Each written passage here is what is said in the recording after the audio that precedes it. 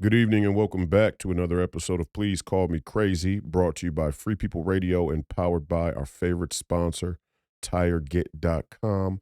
That's Tireget.com. You have to buy tires from somewhere. You might as well buy them from us. Help fund the movement, help support the movement. We all believe in the freedom of movement, and that's exactly what the establishment wants to take from you now. I'm your host, Royce White, here in the belly of the beast, Minneapolis, Minnesota, for episode 108. I want to say. Time's flying. Episode 108. I believe it's episode 100. Oh, episode 108. Yes, that is correct. Episode 108. If it's not episode 108, you guys know. We'll figure it out. But anyway, um, thank you to everybody who's here again for another episode. I appreciate it. We want to send a special thank you to the War Room Posse, the entire crew over there at War Room, the great Steve Bannon, Maureen Bannon, and Grace Chong for streaming the podcast and continuing to introduce myself and my ideas and Free People Radio and Please Call Me Crazy to the America First movement, the MAGA movement, the Ultra MAGA movement. I would describe this podcast and our end of the movement as the Ultra MAGA movement. So thank you to everybody over there. We appreciate it. We look forward to hearing your feedback. If you're here for the first time, please drop a comment and drop a like. If you're watching on YouTube, like, comment, subscribe. It all helps. Even if you hate YouTube to death, please still drop a comment, drop a like, help the algorithm. We're going to talk a little bit today about fighting back against these tyrants and how important it is not to concede any ground and not to run and hide, not to believe that you can outrun or hide from the tyranny that we're faced with today. So thank you to everybody who's here today. I appreciate it. If you're unfamiliar with the podcast and here for the first time, you can go to freepeopleradio.com and see where you can watch and listen to the podcast, audio platforms, Apple, Spotify, Amazon, Google Play, and iHeartRadio, video platforms, YouTube, Rumble, band.video. You can also watch the live stream on Getter, on War Room's Getter page and also War Room's Rumble page. So we got a lot of places for you to interact with the podcast. New news, just a little bit of housekeeping. Our Patreon platform is almost ready. I know I've been saying it for 100 episodes now, but it was not as easy as we thought. And in some ways, it was a good thing that we sort of took our time to build this patron platform because there's going to be a variety of things that you can select in order to interact with the podcast. We really want to build a grassroots company here at Free People Radio. So if you support Please Call Me Crazy, you'll be able to visit freepeopleradio.com, go to our donation page, and there will be a number of patron platforms that have specific ways to get involved with the podcast. Locals will be our exclusive content platform. So you'll be able to go there and see exclusive content. Donor Box will have a tier platform, a tier membership where you can get involved in the podcast, like become a moderator of the chat, or you can send in questions. You can be a person who vets questions out for the podcast, being involved with the podcast, joining the Donor Box. The Donor Box tier platform is going to allow you to do that, as well as one-time donations. So both of those will come from Donor Box. Our Subscribe Star will be a place where we drop exclusive digital content, I don't even know what they call it, digital products. I don't know. NFTs, things of that nature, exclusive artwork, illustrations, things that you can take and turn into whatever you want. Some of you may like to make your own posters. Some of you like making posters in your own size. So we want to give you artwork and things like that to be able to go to be download and do with what you will, as well as some NFT stuff for everybody out there in that crowd who likes the NFT type of deals. We have some of that coming. And then Patreon. Our Patreon platform will be a very basic contribution platform. The reason why we have so many is because all of us who use these patron grassroots programs or platforms are in danger of being deplatformed. Many of my friends have already been deplatformed from Patreon a number of times. We don't anticipate or we don't we would like to hope that Patreon wouldn't do that to us. But when Newsweek says the FBI is targeting Trump supporters as extremists and domestic terrorists, you just never know. And As far as that's kept, all four of these platforms may eventually deplatform us, as well as the bank and the building we're in. And I mean, who else? And, we don't know. We're living in that kind of time, but we're doing as best we can to start this company off in a direction that will be insulated from these types of attacks, so that you can continue to have the content and we can continue to have the conversation we want. With all that being said, we're going to be short today, about an hour and 20 minutes, I believe. I got a comment yesterday. Does Royce use notes? Looks like he doesn't use any notes. I don't use any notes. There haven't been notes for 107 episodes. Now, you may be able to go back through some of those episodes and say, hey, he's saying some of the same things over and over. Well, we just so happen to be in a political era where wash, rinse, repeat is such a necessary approach to these conversations, to these dialogues. I mean, there are things that are of unquantifiable importance that people just don't know, or they just refuse to put the right amount of intellectual emphasis on. So many things. And so, for a person like myself, hey, I could definitely grow the channel quicker by being um, more parrot-like, right? I could parrot the typical party lines, and then we could talk about the typical party things, or the typical uh, polarized topics. Sure, I could do a bunch of TikToks. I could do a bunch of TikToks about transgenders. I could react to transgenders all day long, for sure. Would be easy. Would it grow the channel? Yes. Would it grow the platform? Yes. Would it help save the country? Would it grow the dialogue? Questionable. Highly questionable. And so there's a level of sincerity and genuineness that I hope the people who have been with the platform thus far can appreciate in what we're building. And for us, it's trying to find the sweet spot of building a dialogue that's authentic and helpful, that's insightful, that's honorable, while also running a business. So the patron platform for, we're sitting at about 16,000 subscribers on this channel, maybe more. We got a bunch of subscribers over there on Getter and Rumble as well. We have a decent audience on Band.video with Alex Jones as well. We're going to ask you for a couple bucks, a couple bucks that you could contribute a month. If you can, if you can't, we understand. Certainly the government, the federal government, this Leviathan hasn't made it easy for you to donate a couple of your hard earned dollars to whatever causes that you may see fit. Certainly haven't helped any. Inflation driven by government spending. I love how Matt Gaetz put that on Jason Whitlock last night. So the establishment has not made it easy for you to take your hard-earned dollars and spend them in a way that reflects the interest of your citizenship. We understand that. Maybe you don't have the money. If you do, we're going to create the platform for you to be able to contribute. And ultimately, we don't want to have to sell out. Number one, because if given the offer, we couldn't possibly do it. So we would have to close up shop. But with all that said, we don't need much. We don't need much. We're not trying to get rich. I'm certainly not trying to get rich. If I'm going to get rich in some business venture, it's certainly not going to be by telling you the truth about where we are in American politics. And if I were to have the potential to get rich by telling you where we are in American politics, there would probably be some lack of authenticity in that message right now today. Now, you look at some people who have had very successful media companies over the years, different times for different people.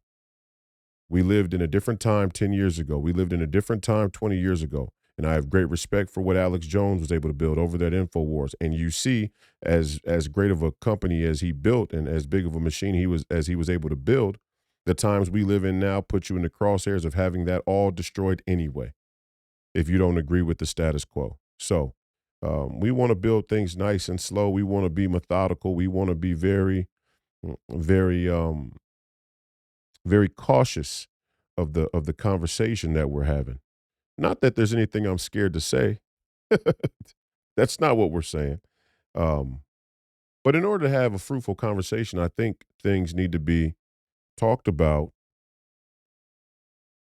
in a way like our founding fathers would have talked about things. Right? Our founding fathers didn't go to D.C. for a weekend and have a bunch of summits and cocktail parties and chicken wing parties and figure out how to build the country. No, they were there for 3 months straight. And the intellectual rigor that went into our founding documents is so evident. And the documents are so profound. And the documents are so inspirational. We would be remiss to live in this time and lower the threshold of participation and commitment when it comes to talking about the most important things in our country and around the world. So that's what we want to build here. And we're not willing to sacrifice. We're not willing to sacrifice that in order to make money or in order to break even. Now our goal is to break even. Our goal is to build a grassroots movement that will allow us to break even. You can go to our site right now. Our Patreon is live. You can join the basic Patreon tier if you just want to contribute to the podcast. $5 a month, $4 a month, whatever it is.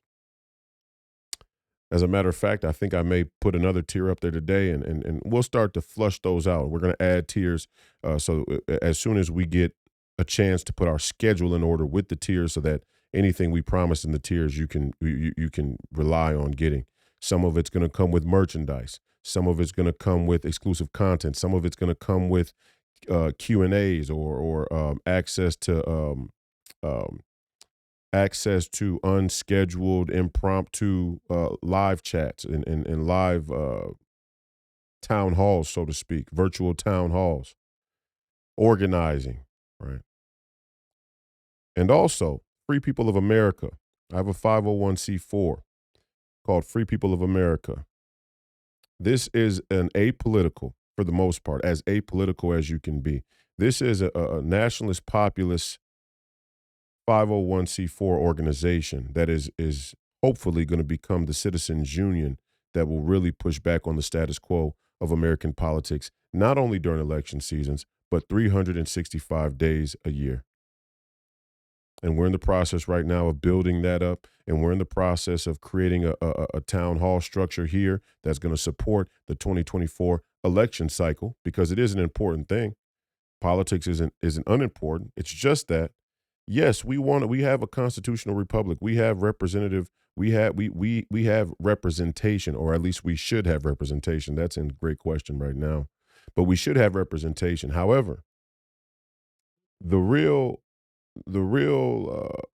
point of American citizenship, what was laid out in our Constitution, in our Bill of Rights, and in our Declaration of Independence, is this sense of self-governance. And so when you see Free People of America, the organization, pop up, and you see Free People Radio start to work in some harmony with that citizens union, you'll understand what we're trying to build here.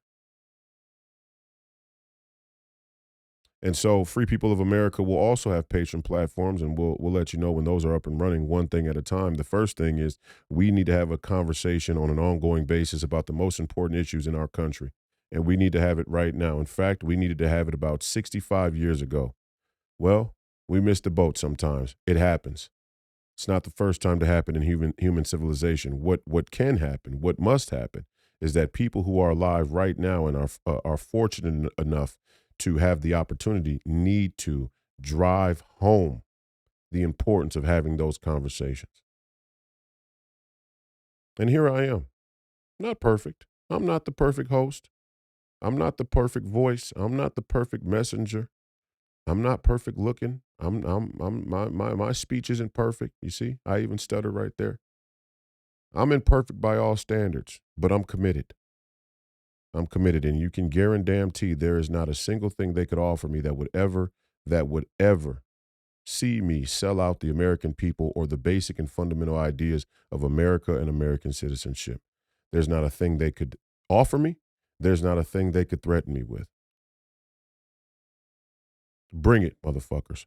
Bring it. So, with all that housekeeping out of the way, let's get into today's episode. It's not really about Matt Gaetz, It's not really about Donald Trump. The MAGA movement, the America First nationalist populist movement, is not about any one person. It's not about Steve Bannon. It's not about Royce White. It's not about Alex Jones. It's not about any one person. This movement at bottom is about the preponderance of corruption that has become commonplace all throughout our American culture, and particularly when it comes to American politics. That's what this movement is about.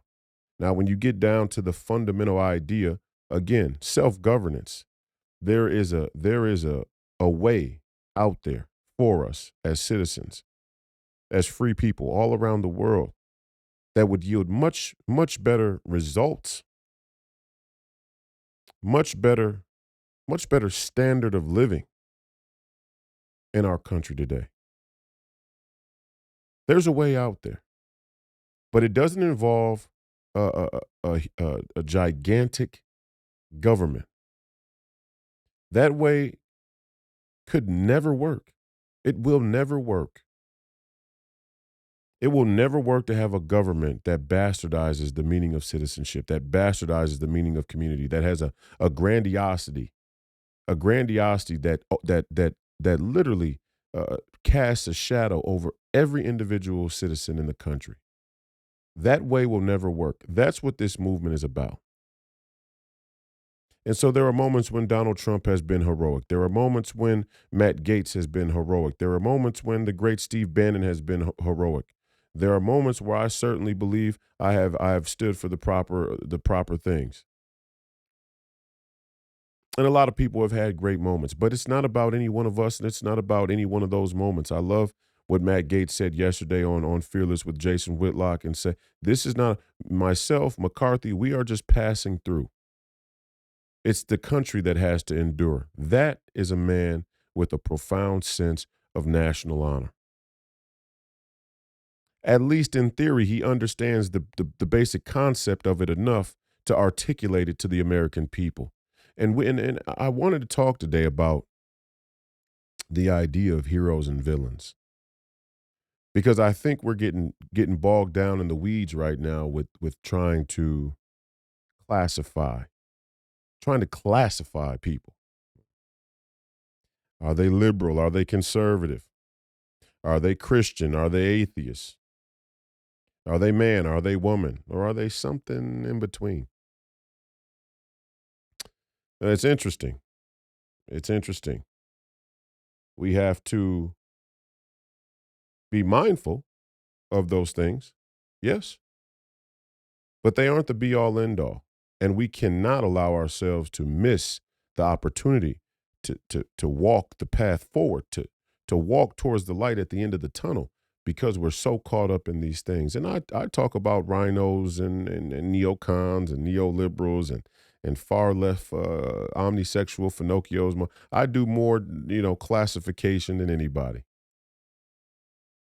But I do so I do so while keeping an open mind, keeping my heart and mind open to the possibility of change in everyone.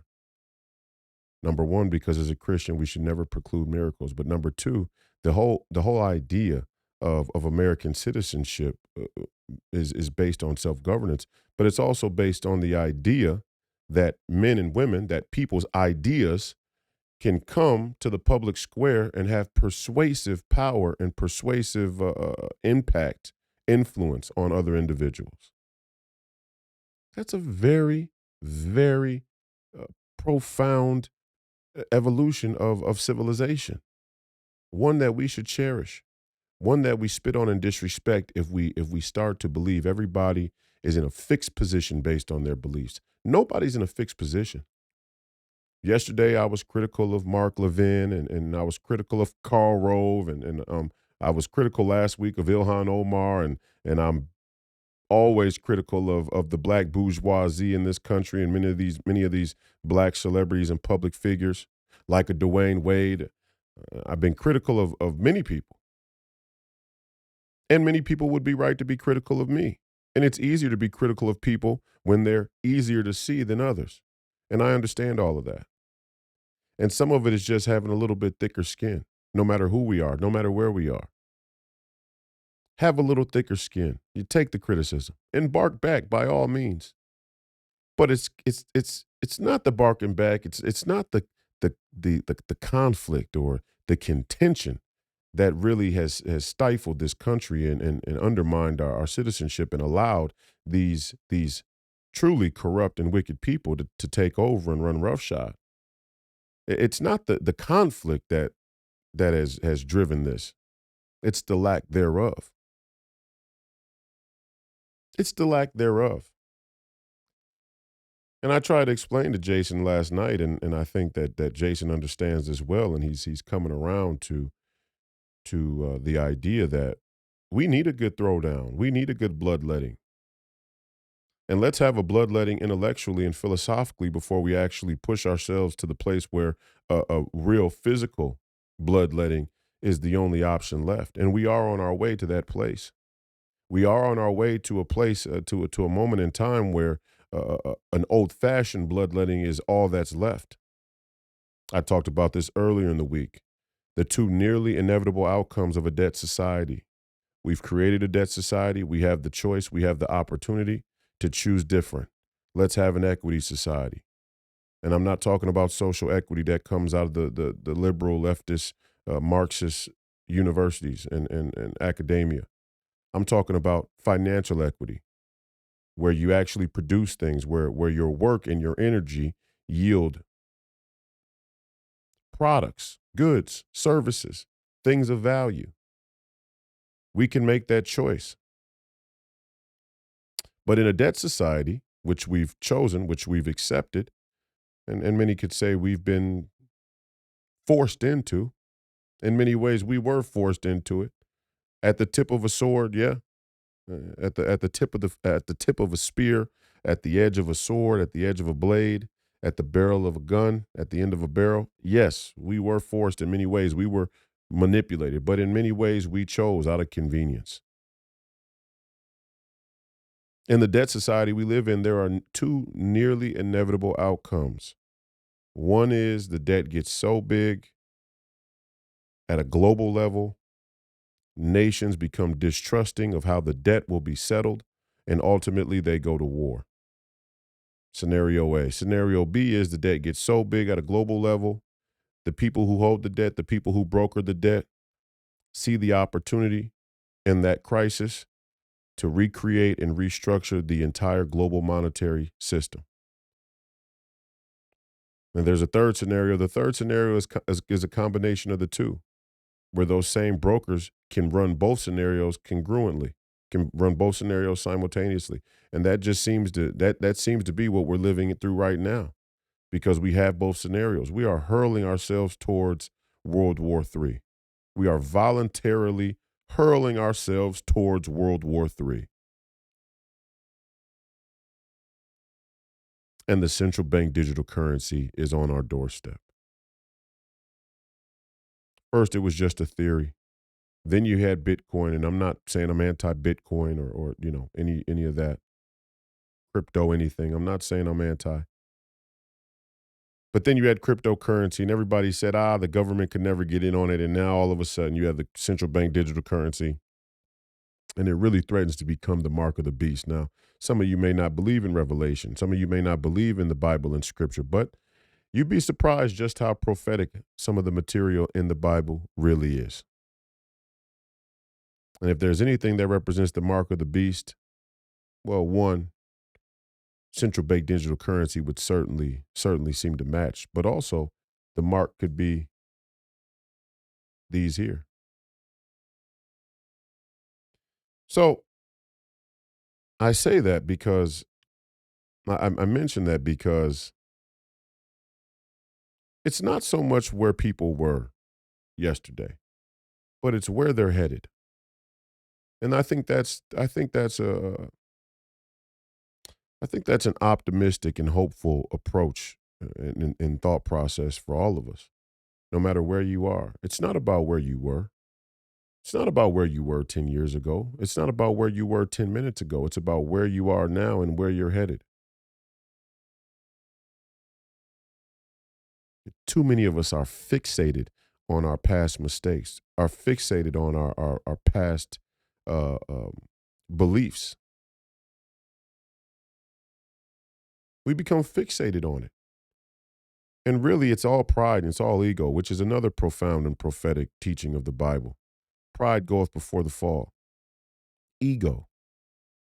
We get caught into in protecting the image of our former selves for the people around the world. Now, you could argue that some of that, I mean, there's a very real human mechanism in there that if there are no principles or morals or values or ethics or standards by which you live your life, if there is no you that you're loyal to, if there is no you in your mind that you are beholden to, then you are very susceptible to neurosis and psychosis because there's nothing chaining together your actions or your thoughts. Your beliefs are the predicates for your thoughts and your actions.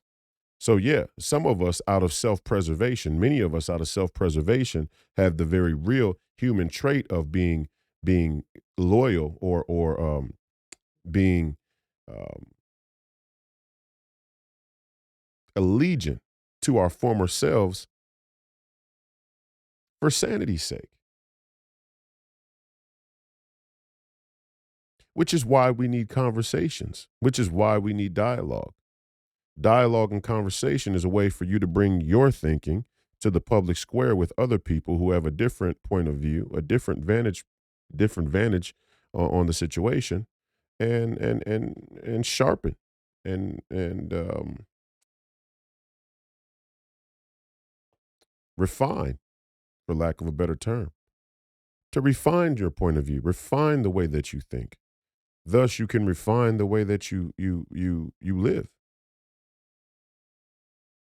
That's all well and good, and we have to find the proper balance between the two things. Are there value and so I say this to say it's been so long in this country since we've had a real conversation about basic and fundamental first principles, philosophy, right? Like what is it that's truly important?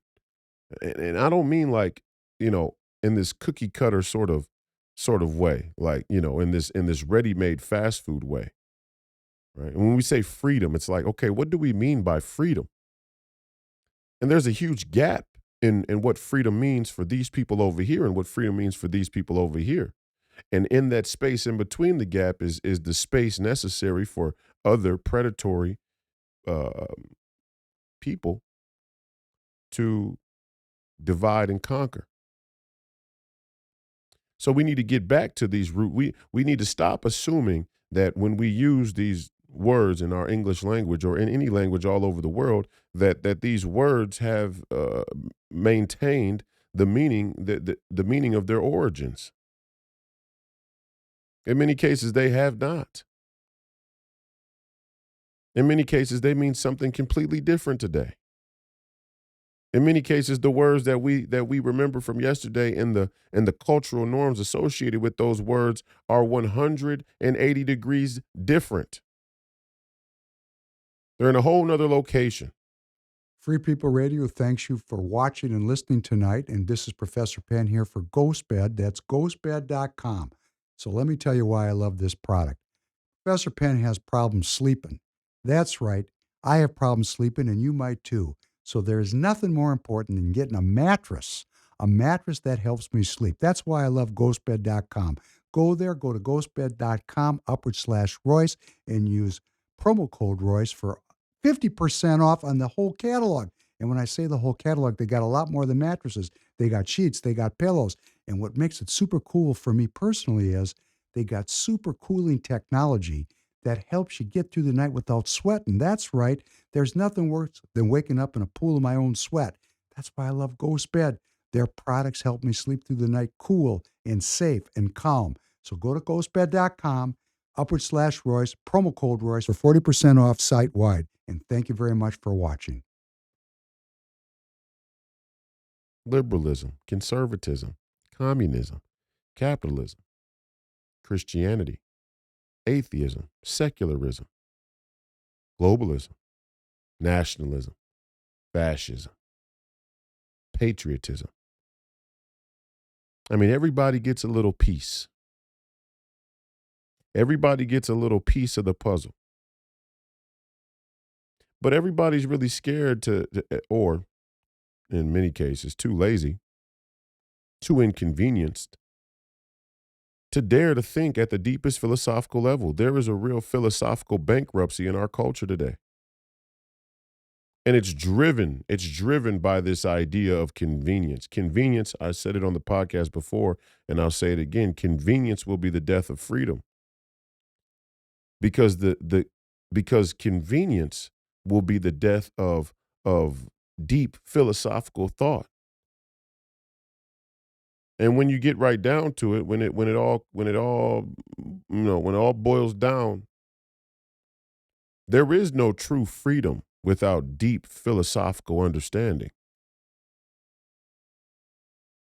And I don't mean in some esoteric, overeducated, academic way.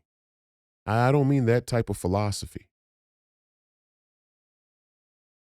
I mean just sacred honor. What is your sacred honor? What is your code? Is it actually a code? Have you actually thought about it? What is it based on? There are some people who have never seen a day of higher education, and they live by a code that is so profound and so intrinsic to being human that some of us who have seen higher education could really take a note or two. Hillary Clinton, the deplorables, the individual American citizen all around the country, from the working and middle class, from the low class. Codes of ethics, codes of life. Death before dishonor. You know, this death before dishonor is a code is a sort of code that has been often associated with organized crime in our American culture. Right? Omerta, right? These ideas that there is an honor code that's pledged between thieves. No honor amongst thieves, but ironically, the only people who we see take this sort of honor oath are people involved in organized crime. But death before dishonor is such a noble sentiment. I mean, it sort of says there is an honor that each one of us carries around. And before we dishonor ourselves, or that used to say, before you dishonor your mother or your father, before you dishonor your family or your nation, or before you dishonor your God, that you would accept death. This now is seen as extreme. A lot of things are seen as extreme. Like, I'll give you an example.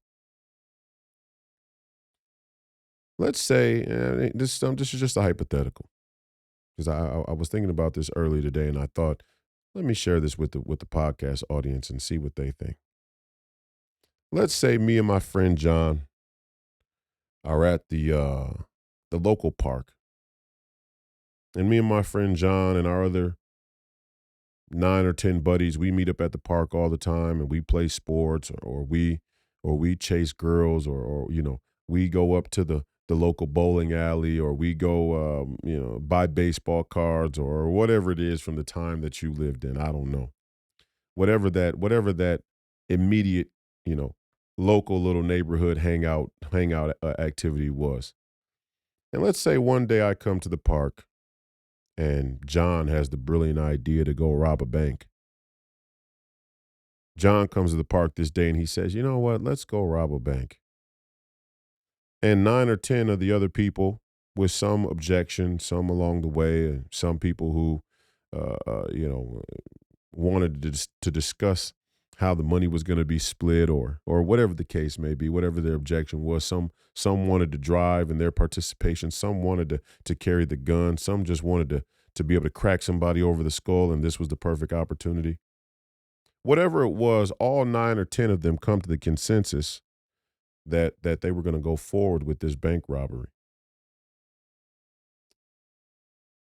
Let's say I am the only one in the group, which I'm not saying would be the case. I'm not singling myself out or virtue signaling.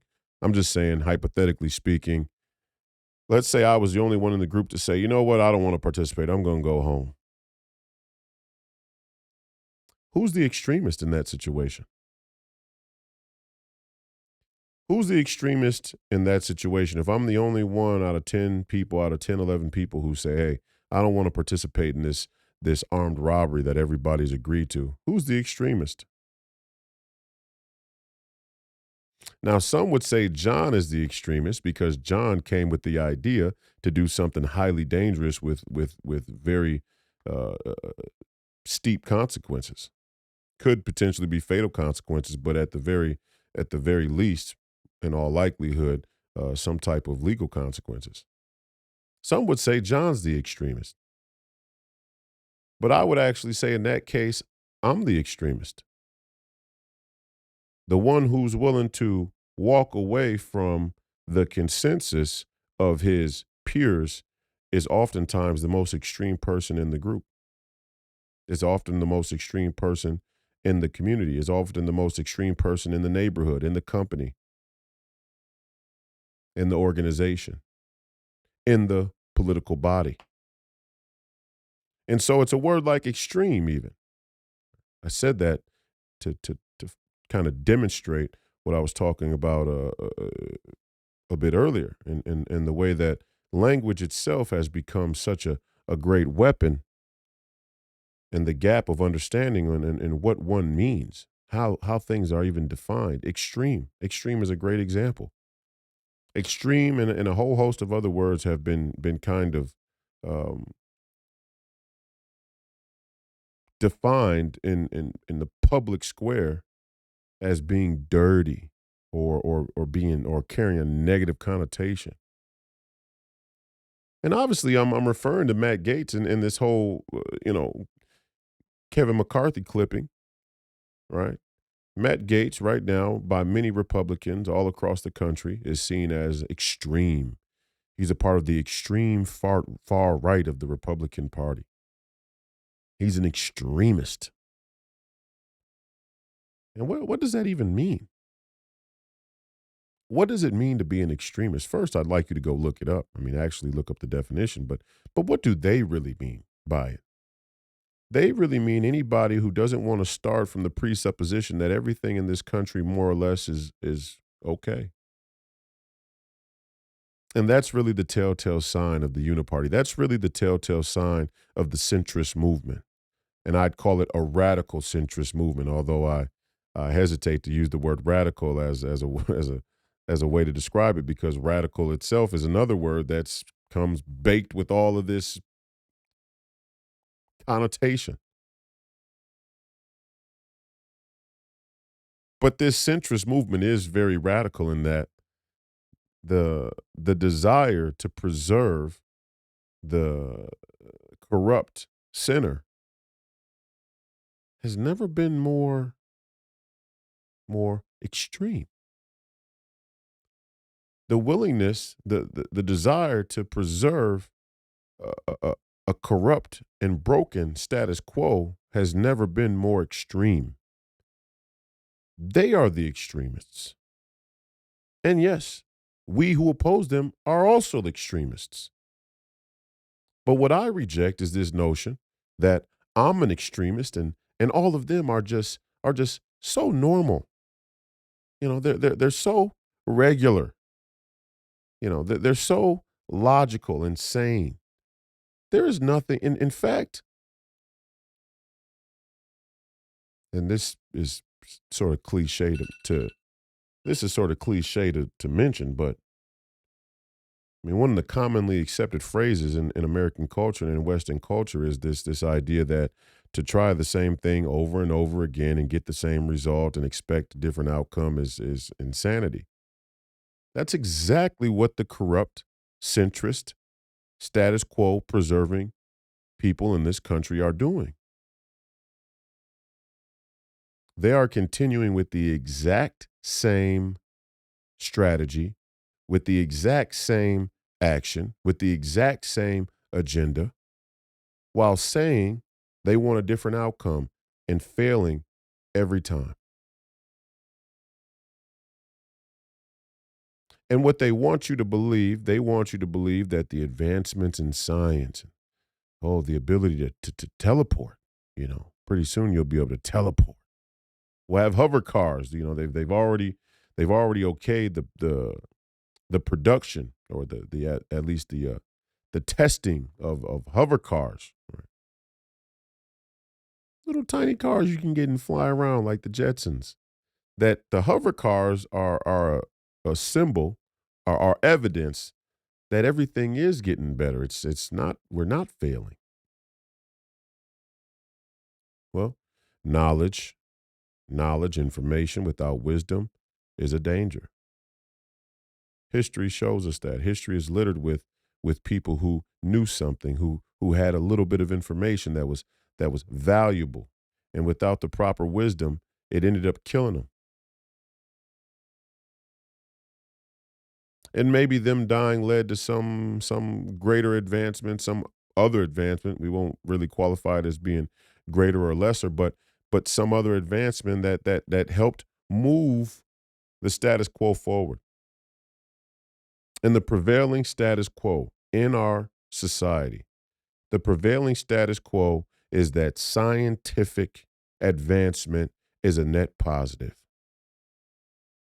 And it is the most dangerous status quo in human civilization.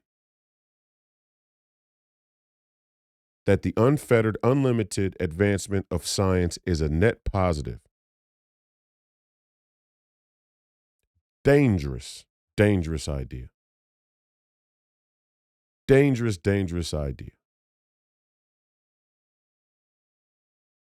Am I the extremist for saying we may want to think about what it would look like to allow private companies to make human beings in a laboratory? I mean, we may want to refer back to history before we walk down that path.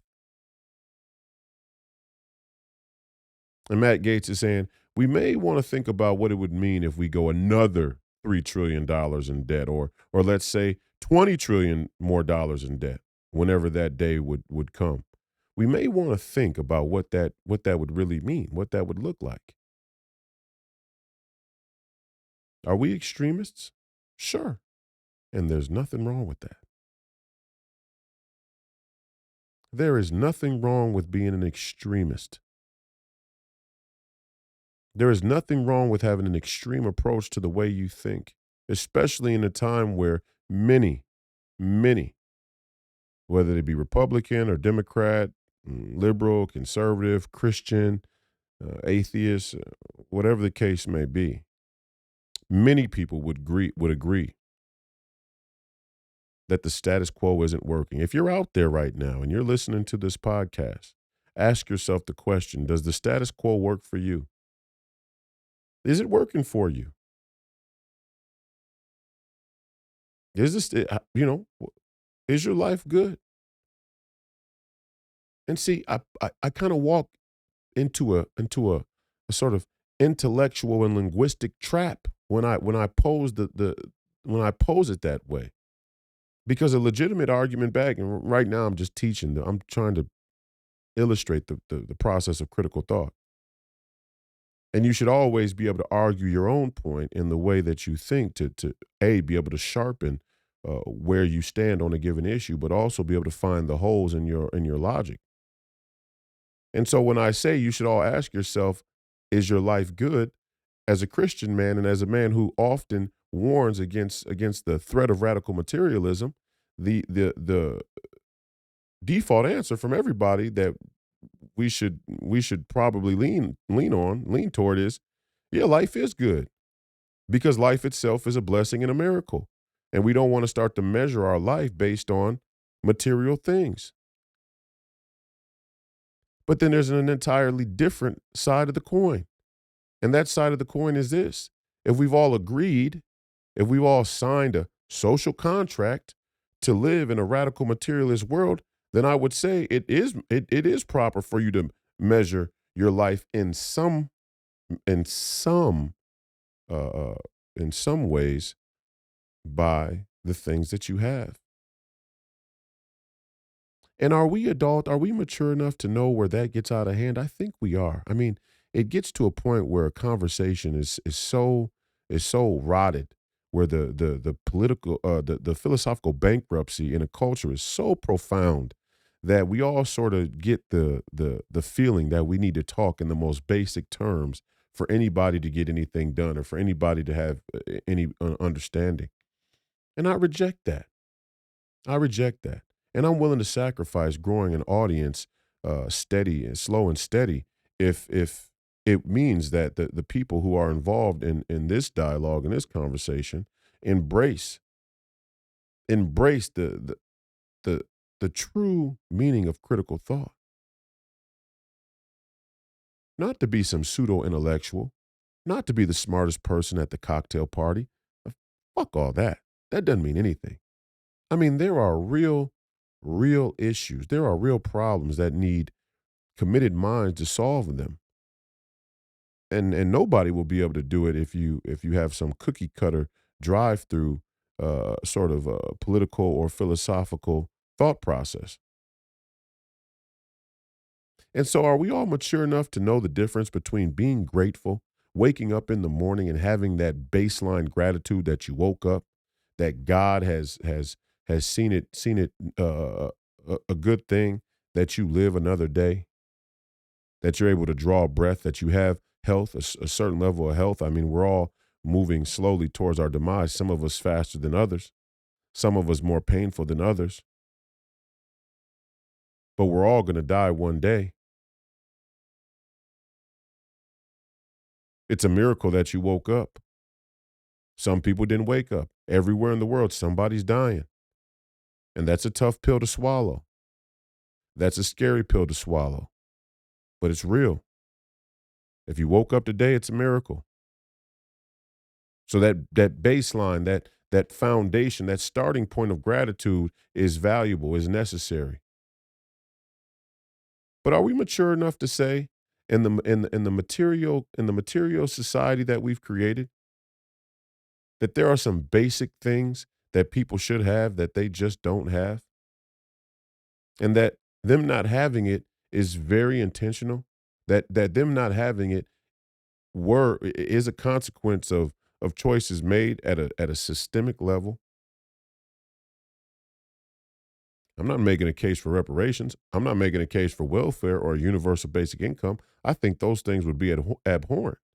But there is something very wrong with the system. I mean, and I've spoken on reparations before, and I think there's a way that you could get the deal done that actually helps the nation be a nation again.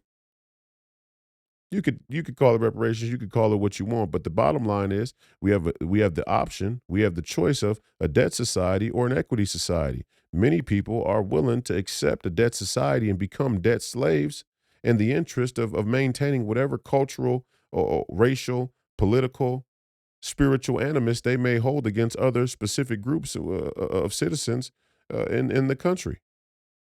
And they're willing to watch the country burn to hold that animus, to retain that animus. And there's nothing honorable about that. So you can call it what you want. What I'm saying is, if for nothing else, if for nothing else, you need to take an accounting of the material circumstance of your life. Ask yourself, for example, why is it that you're paying $700 more on average? $700 more than you were for the same goods and services that you were buying last year. I mean, yes, we want to be grateful. We want to be grateful to God, for sure. This whole grateful demand thing is another deal entirely. We want to be grateful, yes. That's all good. Let's be grateful. But that doesn't mean you let people screw you over. And it definitely doesn't mean that you let people take advantage of you. We're grateful to God, but we're watchful of man. You can't be so grateful to God. You can't have so much faith in God. You can't that you don't that you're not aware of your surroundings, that you don't pay attention. The matters of blind faith in God. Seek first the kingdom of God and his righteousness, and all things will be added unto you. That is a scripture about spiritual spiritual providence. Spiritual providence. And in many ways it's a very deep and profound scripture about one's own image of themselves in their life, right? Because what it's really saying, many people look at it, and you got all of these wealth experts that have popped up online, and you see them telling you that if you start investing into rentals, which I'm not saying rentals, real estate investment isn't a good business, but if you start investing in these things, you have this sort of financial independence, then all of your problems are solved for the most part, and then you can start to focus on other things, and some of that is true, no doubt. But at the same time, you could look at a lot of people who are very, very wealthy and very rich, and they couldn't find a moral compass if you smacked them right across the forehead with it. In fact, you see the complexity of becoming rich is actually much, much closer to.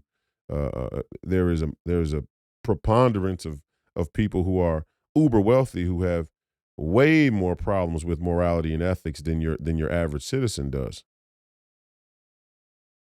Give or take, I don't know. But the Bible tells us it's easier for a camel to pass through the eye of a needle than a rich man to get into heaven. And again, remember, historically speaking, the eye of a needle was the entrance point in a town or castle or a village, some type of city structure, some type of structure. The eye of a needle, right?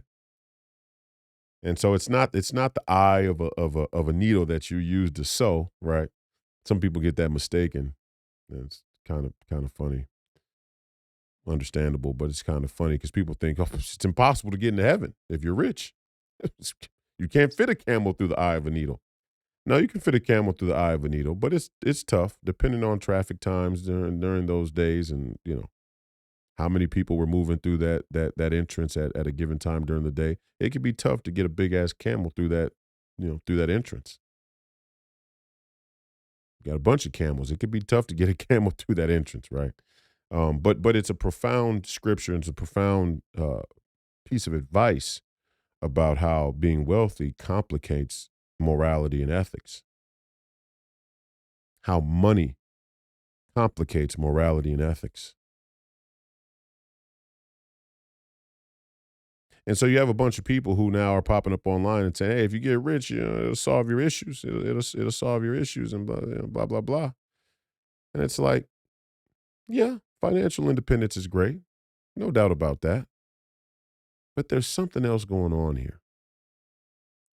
There's something else going on in our country, and there's something else going on in our society. And the reason I bring it up is because people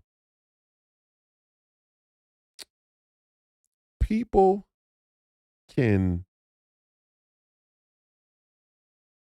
people can get rid of their radical materialism only to a certain extent. Only to a certain extent. Everybody has to try and live. Everybody has to survive. And that's why when they say seek first the kingdom of God and his righteousness, all these things will be added unto you. These financial wealth vultures, these financial wealth prophets, so to speak, false prophets, money gods, money prophets. Their whole deal is something like, even from a Christian sense. And there are some Christian money prophets as well. You'll be interested to find those out there. and I'm not saying Christians shouldn't do business, but work with me. That if you seek God first, then he'll add all the things you want as a reward. Sorry if that took me a while to get to, but I'm trying to. Some people told me in the comments, "Oh, well, you take too long to get to the point." Oh, fuck off, fuck off. We're having a conversation here. It takes as long as it needs to take. Patience. Patience is a virtue that's sorely missed in our society. Everybody wants things faster. I like to take my time with things. Many people interpret seek first the kingdom of God and his righteousness, and all things will be added unto you. Matthew 6:33 as if you seek God and the kingdom of God and his righteousness, then God will reward you by adding anything that you want. Some would even say adding anything that you need. And that distinction is an important distinction between the things that you want and the things that you need being added unto you by the one true living God. God is much more likely to add to you the things that you need versus the things that you want. And sometimes the thing that you need may not be the thing that you like, but it still may be the thing that you need. Seek first the kingdom of God and his righteousness, and all these things will be added unto you. And then it actually speaks about the nature of what it means to be healthy or to be rich or to be strong or to any number of words that have this common sort of connotation to them. But if you pull back far enough and ask, what is strength? Is strength the ability to be able to lift 300 pounds? Or is strength the ability to be able to endure criticism from the consensus of people who are corrupt?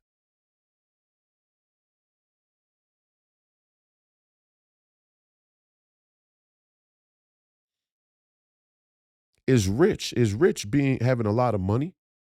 Is rich being able to go to the bank and take out money, for whatever you want? To be able to get on a private jet and fly to wherever you want and have little, circle jerks with your friends? Is that being rich, or is rich being rich in spirit? Thank you so much for tuning in tonight and watching this broadcast. This is Professor Penn bringing you an advertising interlude. We're promoting MyBookie.com. MyBookie.com is part of the Patriot economy, and nothing is more important than you supporting the Patriot economy. That's those businesses and business people that are supporting the freedom movement. That's what we're doing here, spreading freedom from coast to coast and from north to south. Now, next time you go to a game or next time you watch a game, go to mybookie.com and use promo code Royce and lay down a bet. Bring a little more juice to the action. Bring a little more fun, a little spring in your step. Promo code Royce. That's mybookie.com, supporting the Patriot economy, supporting all the people and all the businesses that are supporting this freedom movement. We love it. You'll love it. I love it. I've done it. I've had a great time doing it. This is Professor Penn coming to you once again for mybookie.com. Promo code Royce. There'll be a little something special for you if you do it. And thank you very much. What does it mean to be healthy? What does it mean to be healthy? Does healthy mean your blood pressure's low? Does healthy mean you're getting your steps in on your Fitbit every day? Does healthy mean that you're eating vegan, unprocessed food? And yeah, sure, those things are all good too. But what about the health of your mind? So I'm just trying to show how the language we've used has such a huge impact on the way that we think, and consequently the way that we act, subsequently the way that we act. So a lot of people will say on the podcast when I'm on Jason or I'm on Alex Jones or I'm on War Room or whatever the case may be, and they'll go, you use too many big words, or you're trying to sound smart. No, I'm using the language the way it needs to be used, the way it's intended to be used. It's intended to be used to continue to refine ideas in a way that can help you live a life that reflects your deepest, most clarified will and desires. And all of you could do it too. And it would be beautiful to have a culture where American citizens returned to this sort of this place of philosophical, cultural, political, spiritual confidence. I mean, I just read our founding documents and I think to myself, the level of confidence that those men had in themselves is profound from the start. I mean, you can just read the documents, you can read the way they wrote. You can read how they wrote those documents, and you can, you if you have eyes to see and ears to hear, you can sense their self-confidence. And it's not, I don't mean the self-confidence to start a new nation. I don't mean the self-confidence to take slaves. I don't mean the self-confidence to revolt against the British Army. I don't mean the self-confidence to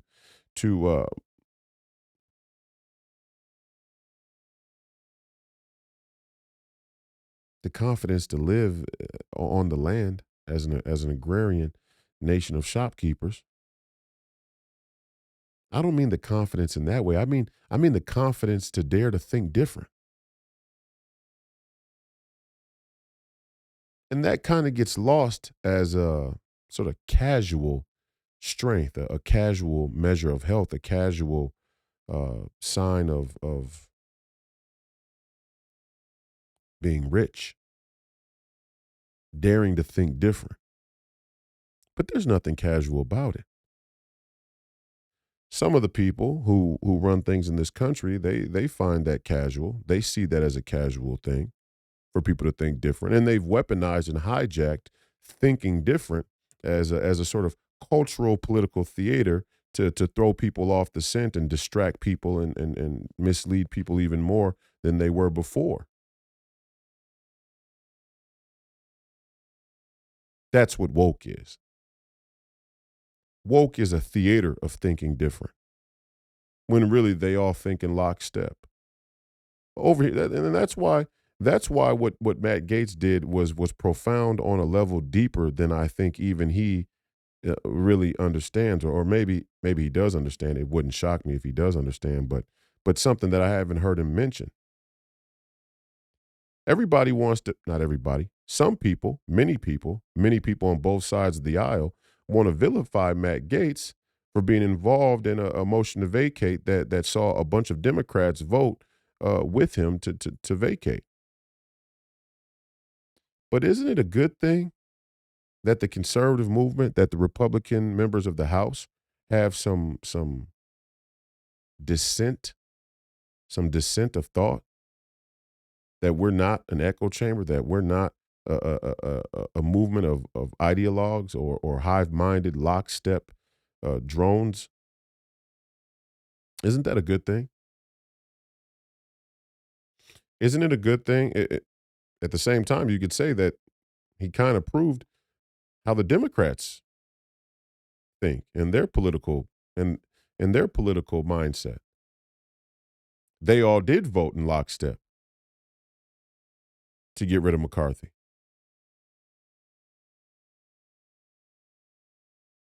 Now, in this instance, in this specific case, it was beneficial to the country, in my opinion, to get McCarthy out of there and somebody else who's more interested in serving the American people. But that's not really the point, because this is just one instance. This is temporary. This too shall pass. This moment in American politics shall pass. Significant, no doubt, but it shall pass. And there will be many moments that come after, if we're blessed enough. For some of us, some others not so much. But the point is, there's a much bigger picture here, and the bigger picture is The conservative movement has shown itself to be the one movement where there is some type of contention of thought of what to do. There is not an ideological lockstep movement on this side of the aisle. We are not in lockstep, and it's not because we don't. It's not as MSNBC would like to portray it.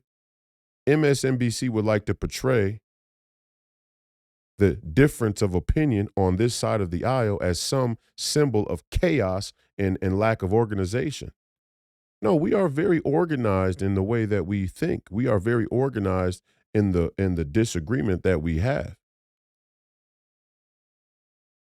We being the Freedom Caucus there, or the America First Patriots who said McCarthy has to go, are very organized in the way that they think about the world. You can see that by the way Matt Gaetz explained his plan and his vision and his stance on his membership as a House representative and as a servant, a public servant of the American people.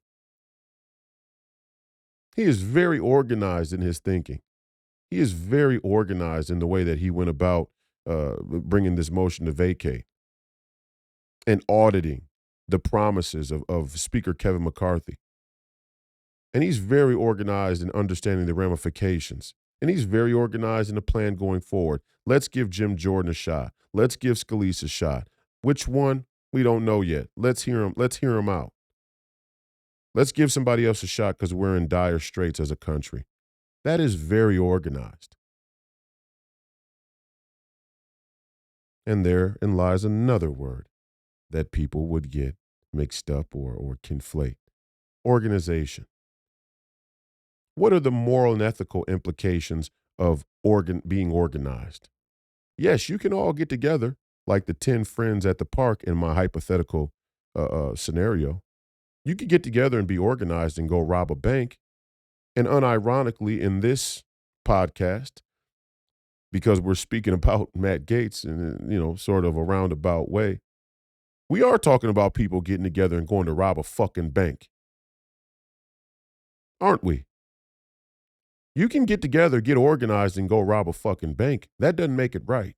Just because you're organized in your thought doesn't make it right. The Nazis were organized. The communists were organized. The communists are organized. It doesn't make it right.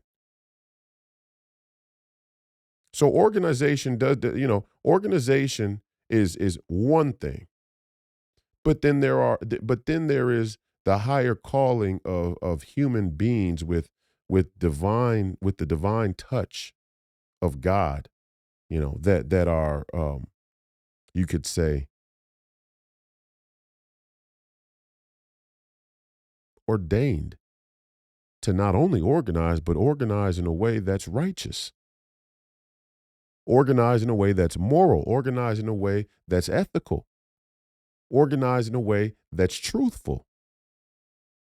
And so, although we may be disorganized right now on this side of the political aisle, which is in most regards a farce anyway, the entire American political dichotomy is being revealed for the real scam that it truly is. Uniparty, uniparty, uniparty. But let's just take the premise that there are two sides of the American political aisle. On this side of the aisle, we may be demonstrating some discord and some disorganization, but it's a disorganization in the pursuit of a more righteous position, in the pursuit of a more righteous organization. And that goes back to what I said earlier. It's not about where you were, where you are. It's about where you're headed. And so when I look at people who have always been Democrats, and I go in and look at their history, I go look at where they were 10 years ago, what they were a part of. I'm completely fine letting Democrats come and vote to get corruption out of Washington, D.C., to let Democrats come join a grassroots movement to change this country for the better, to let Democrats come join a grassroots community-based movement to make the country more prosperous, healthy, and have better well-being.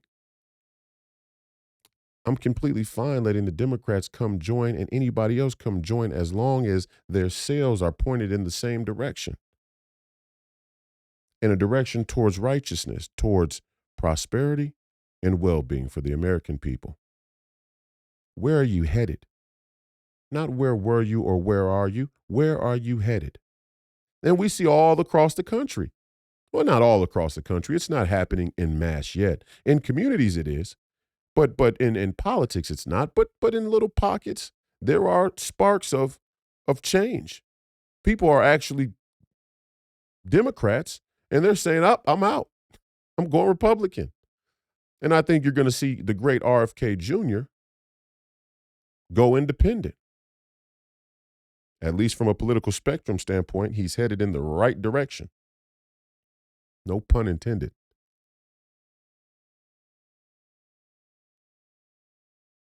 Where are you headed?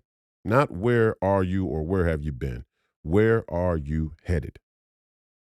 This is the classification that matters. This is the way to assess the people that stand up at the podium now. Donald Trump's another one. Donald Trump, they all want us to get caught up in Donald Trump's past. They all want us to get caught up in Donald Trump's personal flaws. They all want us to get caught up in Donald Trump's business failings or his legal matters or whatever the fuck else. They all want us to be caught up in all of that bullshit. But when I look at Donald Trump, I look for where is he headed? Not where has he been and where is he now? Where is he headed? And is where he's headed. Does where he's headed have the chance to be a positive influence on American citizenship? Because that's what a president is charged to do. He is the commander in chief. He is the leader of the nation. He is charged with the overall prosperity and well-being of the American people.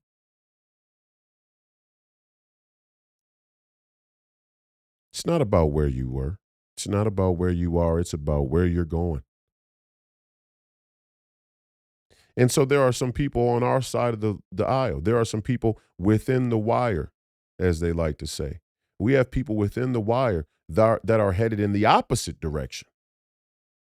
And it's not a fixed position, right? It's not predestined that they're going to go in that direction. They have a choice. Free will is the ultimate expression of God's love. Free will is the ultimate expression of God's love and the ability to choose him.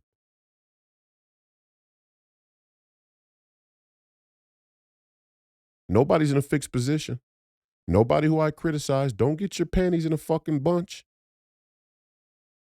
You know, I didn't even realize that Mark Levin was part owner of the Blaze and was the head honcho over there at Fearless with Jason Whitlock.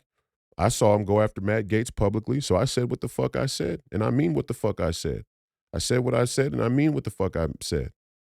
Because in general, I just say what I mean, and I mean what I say.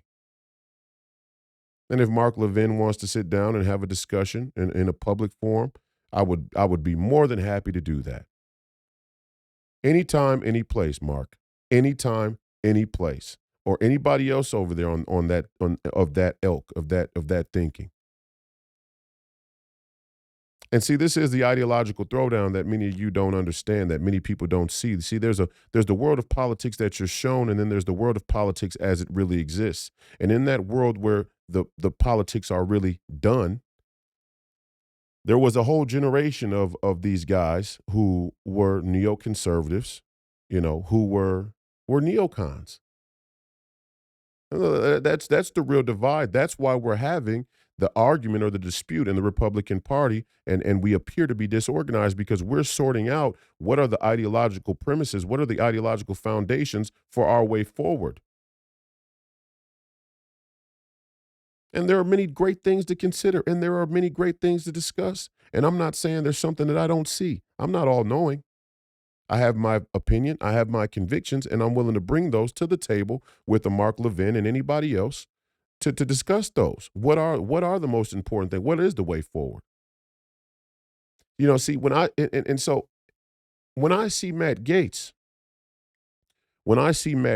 reference the spending,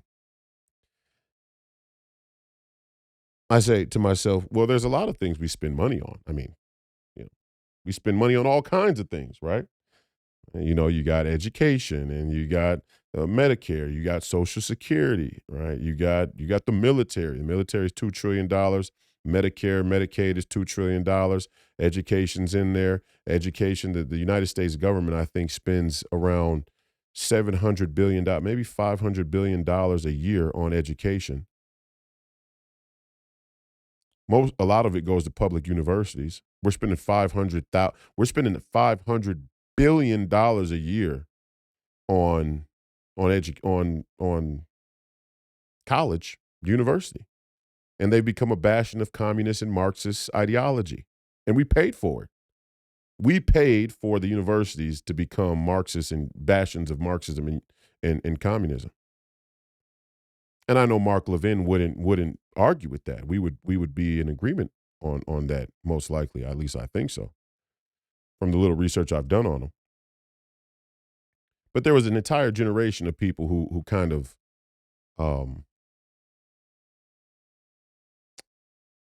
they kind of believed in a similar approach to foreign policy and America's path to global domination, world domination, which they fenced as security. And there were people back in the day, who said, "Hey, our interests, wherever our interests are, wherever our national interest is, we will come and we will fight and we will kill and we will steal and we will lie and we will cheat and we will do anything we need to do in order to preserve the status quo of an America dominant hegemony."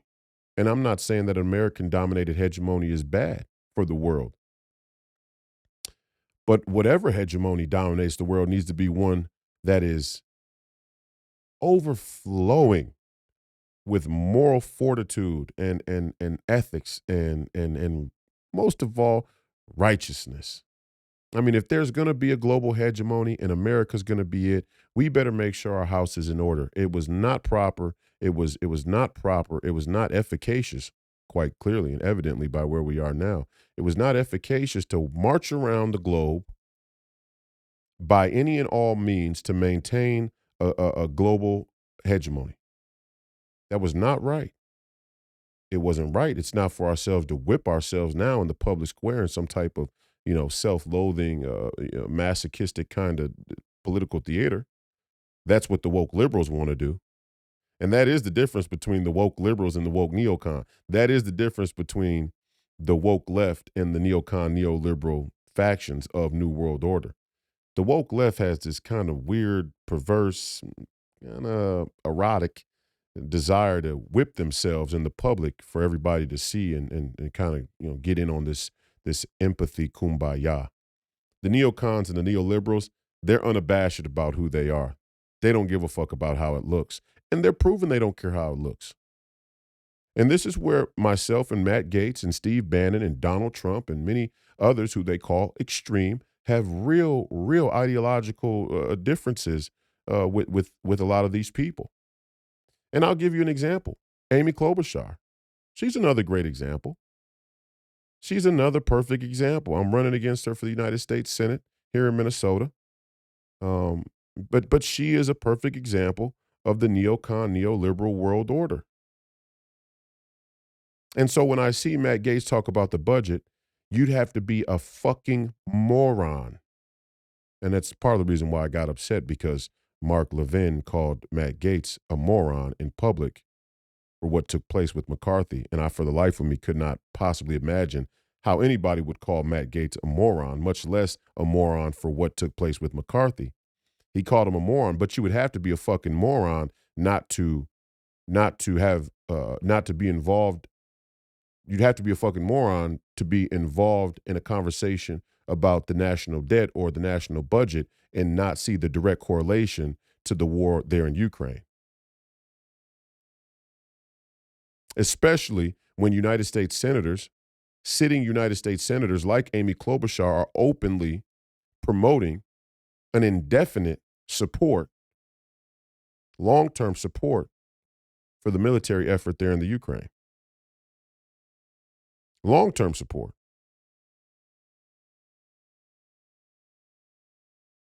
We have to defeat the Russians. I mean, let's just think about it. I mean, let's cut out all of the higher education, higher learning, academic credentials and dissertations and whatever the fuck else. Let's cut all that bullshit out. Let's just talk about it from a more layman's point of view. If you're a military industrial complex, if you have a military industrial complex political perspective or point of view, and you like to go to the globe and spin the fucking globe and close your eyes and stop at a point in the globe randomly and decide, let's assess if there are any natural resources or any national interests that we would be served by going and getting ourselves involved in that part of the world. If you're of that kind of mindset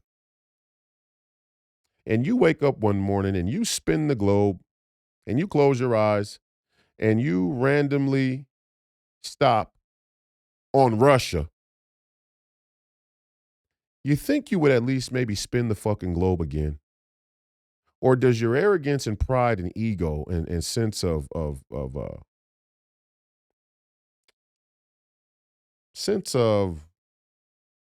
political and intellectual superiority tell you to go forward anyway? Fuck it. I mean, out of everybody you could go to war with, out of everybody you could go to war with, why would you go to war with the one country that has more nuclear weapons than we do? I mean, I start to ask myself, just from a logical basis, what strategic advantage is there for for American citizens or for America? What national interest is served in the Ukraine on Russia's border in the furthest east place of Europe? What interest is served to the American people by spending money we don't have to protect the Ukrainians or any of the Eastern European people from Russia? What interest does it serve? And some people will say, oh, well, it's not about interest. This is about democracy and freedom. But smarter minds know that our military efforts around the world have never really been so much about democracy and freedom, have they? In fact, it was our Democratic opponents who Mark Levin and many of his other conservatives, rhinos, which I call them, they're rhinos, but hey, you can debate that if he wants. Many other of that neoconservative ilk, they are upset that the Democrats were involved in voting out McCarthy. Yet on any given day, they would be very critical of Democrat contradiction, as they should be. And it was the Democrats who were formerly very critical of America's military behavior on the world stage. At least they were in public, but really therein lies a lot of the bullshit. Barack Obama ran as what? An anti-war Democrat. Got in office, dropped more bombs on brown and black people in the Middle East than any of his white predecessors combined. I mean, this is the level of deception that's taken place with the public conversation about politics and geopolitics. Mark, feel free to come on the show. I would love to have Mark on. It's probably too big time for me to have on. I mean, I'm out there. I'm out there and around. People are starting to know who I am. I'm 32. I got time still. And the mainstream media. I mean, let's put it this way. If they let you write op-eds in the Wall Street Journal, you're probably fucking in on it. Karl Rove wrote an op-ed the day after Speaker McCarthy got the axe. What does that tell you about who Karl Rove is? I mean, at the very moment in American history when the entire mainstream media industrial complex has this sort of coalesced viewpoint coalesce rhetoric about America firsters, about Trump supporters, about far right wing Christo nationalists, domestic terrorists, which all of us are, myself included, I guess. At a time where the entire liberal mainstream media industrial complex is coalesced around an idea like that, how does a Karl Rove get to write an op-ed in the Wall Street Journal?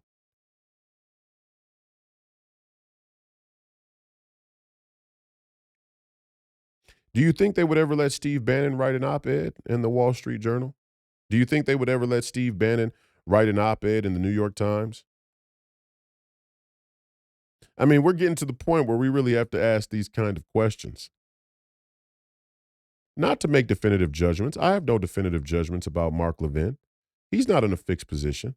He, like everybody else, has been given the greatest symbol of love that one can be given, free will and the ability to choose God, to choose righteousness, to choose the truth. He can choose. He can choose just like everybody else, just like I've been given that choice to choose. I've been given that ability to choose. But we do have to make that choice. And we should be held accountable for our choices. And we will be held accountable for our choices in this life or the next. And part of that accountability is when I look out at the entire mainstream media industrial complex and I see how they want to target. I see the FBI wants to target Trump supporters. I see a weaponized DOJ. I see a Letitia James go out on a podium of some weird Democrat sycophant sort of stage play and talk about holding the president of the United States accountable because it doesn't matter how much money you have or how much power you have, the law is equal to everybody. When I see that kind of thing take place, and then I see a Karl Rove be allowed to write an op-ed, and the op-ed goes after the one guy that says the budget is out of control and you DC elites and this lobbying and special interests has become a drain, a parasite on the American people and American citizenship. When I see that kind of thing happen, I have enough self-respect and self-confidence to start to make some judgments. Temporary though they may be, judgments. I start to get the courage to speak in a way that will hold people accountable. I'm not going to go with the herd. I'm not going to go with the status quo. I'm not afraid of these people. I'm not afraid for these people not to like me. I'm not afraid for these people to be upset with me or for me not to be in the club. I don't want to be in the club. Their club stinks. To me, they were never cool. They weren't cool when they were popular. They weren't cool when they were in their prime, and they're certainly not cool now. And I don't say that loosely or in some sort of immature high school kind of way. I just mean, you know, if it was Sinatra, hey, damn, Sinatra didn't think I was a cool guy. That stings. Sinatra's a cool motherfucker. He was a cool, badass dude. Damn, Miles Davis. Miles Davis doesn't think I'm cool. Damn. Damn, maybe I got to take a look in the mirror. Karl Rove doesn't think I'm cool. Karl Rove doesn't like me. Probably a positive. Probably a good thing. The Bushes don't like me. Probably a good thing. And see, this is the one crazy thing. I can't believe that black people, I always go back to talk about my own community because American governance and thus self-governance should be more community based. Should be more local. Government should be more local. I don't know how the black community allows the liberal mainstream media industrial complex to convince them that all Republicans are the same or that somehow the one group of Republicans that don't want black people to abort more of their children, who are actually pro black people being born, and want black people to have more jobs and less competition with immigrants from all over the world, are the extreme Republicans who are racist and want to kill them. I don't understand that. And, while I sit here and say I don't understand that, actually, it's becoming very clear that on average, a massive amount of black people are starting to wake up to this scheme, to this scam, and are walking away from the Democrat platform, from the Democrat plantation. The question is, who's going to help them control the narrative? Who's going to help them maintain the status quo? Who's going to help them paint myself and Matt Gaetz and many others as extremists? Who is on the take? Karl Rove gets to write a piece, an op-ed in the Wall Street Journal. They don't let real patriots write in the Wall Street Journal anymore. They don't let real patriots write op-eds for the mainstream media industrial complex anymore. The people who they won't let write, those are the people you need to go read. The people they don't let talk, those are the people you need to go listen to. The people they don't let represent themselves, those are the people you need to go find out more about. And that doesn't mean those people are always going to be right. But I guarantee you what it means is they're not in on it. And where we need to go right now to find our leadership is amongst the people who are clearly not in on it. And those lines will become more and more clear in the days, the weeks, and the years to come. This has been another episode of Please Call Me Crazy, brought to you by Free People Radio and powered by our favorite sponsor, Tireget.com. That's Tireget.com. You all have to buy tires from somebody. You might as well buy them from us. Help fund the movement, help support the movement. We believe in the freedom of movement, and that's exactly what the establishment wants to take from you now. I am your host, Royce White, here in the belly of the beast, Minneapolis, Minnesota. Thank you again for tuning in. We appreciate your viewership and your listenership today and in the future. Please visit freepeopleradio.com and find out where you can watch and listen to the podcast. Like, share, subscribe, leave a comment, leave a review. Tell us it was awful, whatever you want to do. And if you can, our Patreon platform should be up in the next couple of days. For right now, our Patreon is live. You can go and donate some money if you want to contribute to the podcast. We just want to get to breaking even. We want to cover the cost. We're not trying to make money here. We just want to cover the cost to be able to have this conversation and to be able to give you more conversations just like it. That's it for me. I'll see you on Monday. The fight continues. Don't die a jerk off. And as always, Godspeed.